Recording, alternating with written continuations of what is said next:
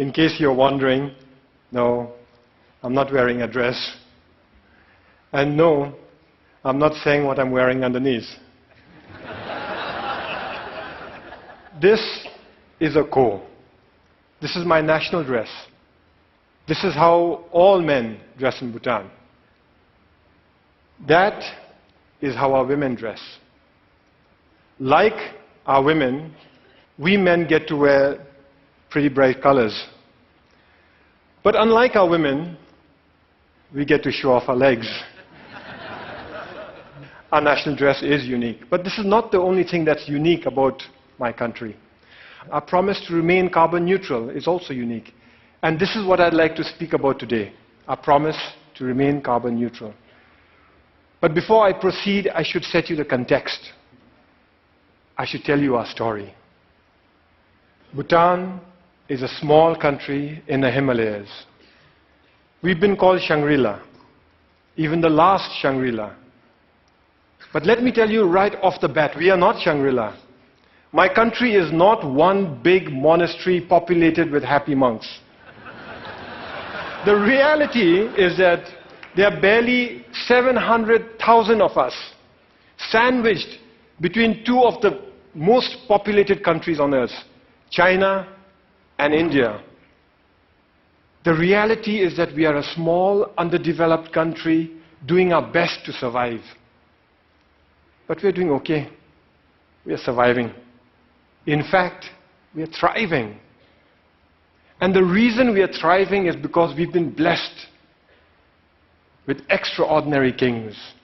Our enlightened monarchs have worked tirelessly to develop our country, balancing economic growth carefully with social development, environmental sustainability, and cultural preservation, all within a framework of good governance.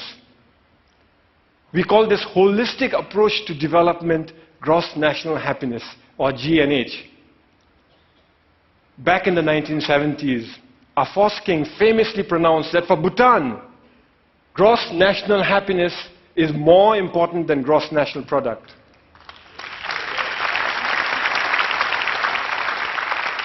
Ever since, all development in Bhutan is driven by GNH, a pioneering vision that aims to improve the happiness and well-being of our people. But that's easier said than done, especially when you're one of the smallest economies in the world. Our entire GDP is less than $2 billion. I know that some of you here are worth more individually than the entire economy of my country. So our economy is small. But here's where it gets interesting. Education is completely free. All citizens are guaranteed free school education, and those that work hard are given free college education. Healthcare is also completely free. Medical consultation, medical treatment, medicines, they're all provided by the state. We manage this because we use our limited resources very carefully, and because we stay faithful to the core mission of GNH, which is development with values. Our economy is small, and we must strengthen it. Economic growth is important. But that economic growth must not come from undermining our unique culture or our pristine environment. Today, our culture is flourishing. We continue to celebrate our art and architecture, food and festivals, monks and monasteries. And yes, we celebrate our national dress too. This is why I can wear my ko with pride. Here's a fun fact. You're looking at the world's biggest pocket. It starts here, goes round the back, and comes out from inside here. In this pocket, we store all manner of personal goods, from phones and wallets to iPads, office files, and books. But sometimes, sometimes, even precious cargo. So our culture is flourishing, but so is our environment. 72% of my country is under forest cover. Our constitution demands that a minimum of 60% of Bhutan's total land shall remain under forest cover for all time.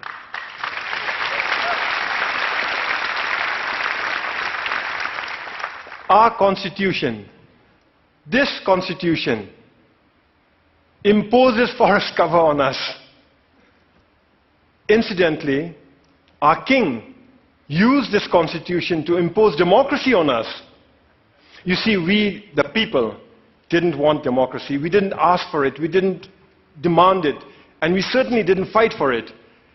Instead, our king imposed democracy on us by insisting that he include it in the constitution. But he went further. He included provisions in the constitution that empower the people to impeach their kings, and included provisions in here that require all our kings to retire at the age of 65. Fact is, we already have a king in retirement. Our previous king, the Great Fourth, retired 10 years ago at the peak of his popularity. He was all of 51 years at that time. So as I was saying, 72% of our country is under forest cover. And all that forest is pristine. That's why we are one of the few remaining global biodiversity hotspots in the world.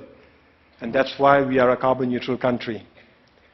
In a world that is threatened with climate change, we are a carbon neutral country. Turns out it's a big deal. Of the 200 odd countries in the world today, it looks like we are the only one that's carbon neutral. Actually, that's not quite accurate. Bhutan is not carbon neutral. Bhutan is carbon negative. Our entire country generates 2.2 million tons of carbon dioxide. But our forests, they sequester more than 3 times that amount. So we are a net carbon sink for more than 4 million tons of carbon dioxide each year. But that's not all. We export most of the renewable electricity we generate from our fast-flowing rivers. So today, the clean energy that we export offsets about 6 million tons of carbon dioxide in our neighborhood. By 2020, we'll be exporting enough electricity to offset 17 million tons of carbon dioxide. And if we were to harness even half our hydropower potential, and that's exactly what we're working at, the clean, green energy that we export would offset something like 50 million tons of carbon dioxide a year. That is more CO2 than what the entire city of New York generates in 1 year. So inside our country, we are a net carbon sink. Outside, we are offsetting carbon. And this is important stuff.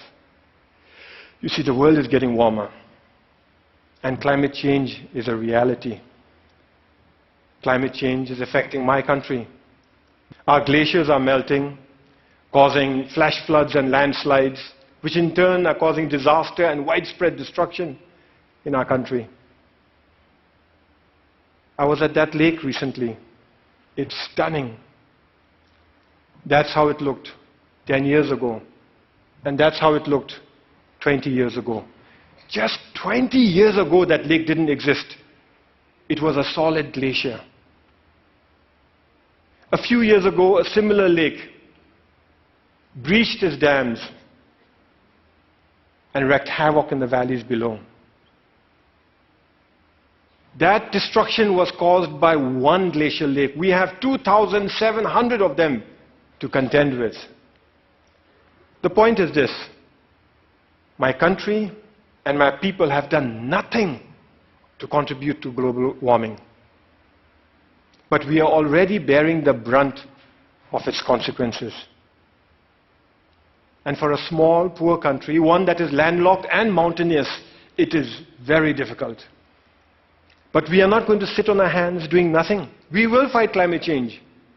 That's why we have promised to remain carbon neutral. We first made this promise in 2009 during COP15 in Copenhagen. But nobody noticed. Governments were so busy arguing with one another and blaming each other for causing climate change that when a small country raised our hands and announced, we promise to remain carbon neutral for all time, nobody heard us. Nobody cared. Last December in Paris, at COP21, we reiterated our promise to remain carbon neutral for all time to come. This time we were heard. We were noticed and everybody cared. What was different in Paris was that governments came around together to accept the realities of climate change and were willing to come together and act together and work together. All countries, from the very small to the very large, committed to reduce the greenhouse gases emissions. The UN Framework Convention for Climate Change says that if these so-called intended commitments are kept, we'd be closer to containing global warming by 2 degrees Celsius. By the way, I've requested the TED organizers here to turn up the heat in here by 2 degrees. So if some of you are feeling warmer than usual, you know who to blame. It's crucial that all of us keep our commitments. As far as Bhutan is concerned, we will keep our promise to remain carbon neutral. Here are some of the ways we are doing it. We're providing free electricity to our rural farmers. The idea is that with free electricity, they will no longer have to use firewood to cook their food. We are investing in sustainable transport and subsidizing the purchase of electric vehicles. Similarly, we are subsidizing the cost of LED lights, and our entire government is trying to go paperless. We are cleaning up our entire country through Clean Bhutan, a national program, and we are planting trees throughout our country through Green Bhutan, another national program. But it is our protected areas that are at the core of our carbon neutral strategy. Our protected areas are our carbon sink. They are our lungs. Today, more than half our country is protected as national parks, nature reserves, and wildlife sanctuaries. But the beauty is that we've connected them all with one another through a network of biological corridors. Now, what this means is that our animals are free to roam throughout our country. Take this tiger, for example. It was spotted at 250 meters above sea level in the hot subtropical jungles. 2 years later, that same tiger was spotted near 4,000 meters in our cold alpine mountains. Isn't that awesome?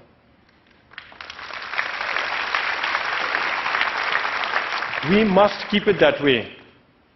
We must keep our parks awesome. So every year we set aside resources to prevent poaching, hunting, mining, and pollution in our parks. And resources to help communities who live in those parks manage their forests, adapt to climate change, and lead better lives while continuing to live in harmony with Mother Nature. But that is expensive. Over the next few years, our small economy won't have the resources to cover all the costs that are required to protect our environment.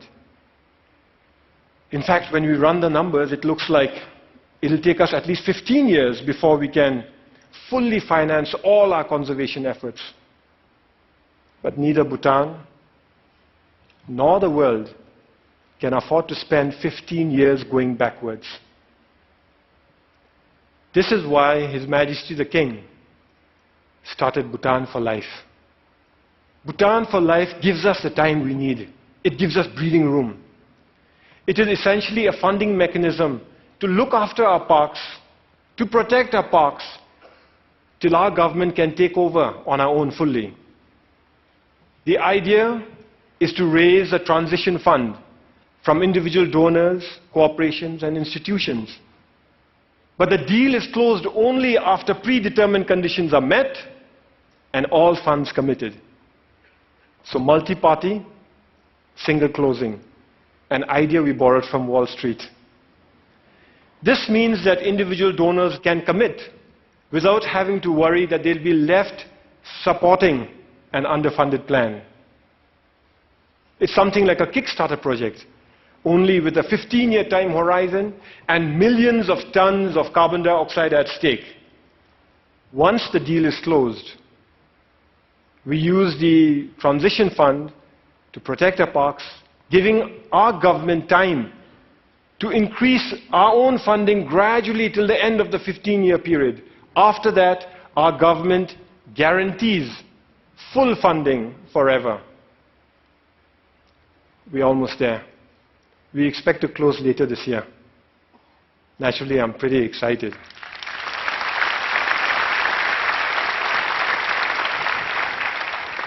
The World Wildlife Fund is our principal partner in this journey. And I want to give them a big shout out for the excellent work they're doing in Bhutan and across the world. Whew, it is getting warm in here.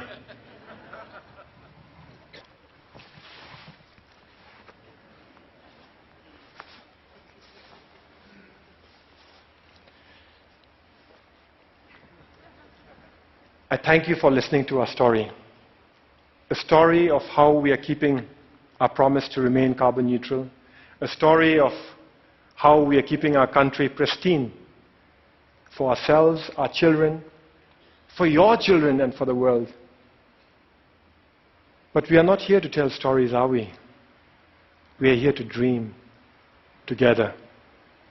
So in closing, I'd like to share one more dream that I have. What if we could mobilize our leadership and our resources, our influence and our passion to replicate the Bhutan for Life idea to other countries so that they too can conserve their protected areas for all time? After all, there are many other countries who face the same issues that we face. They too have natural resources that can help win the world's fight for sustainability. Only they may not have the ability to invest in them now. So what if we set up Earth for Life, a global fund, to kickstart the Bhutan for Life throughout the world? I invite you to help me to carry this dream beyond the borders to all those who care about our planet's future. After all, we're here to dream together, to work together, to fight climate change together, to protect our planet together. Because the reality is, we are in it together. Some of us might dress differently, but we are in it together. Thank you very much. And Thank you. Thank you. Thank you. Thank you.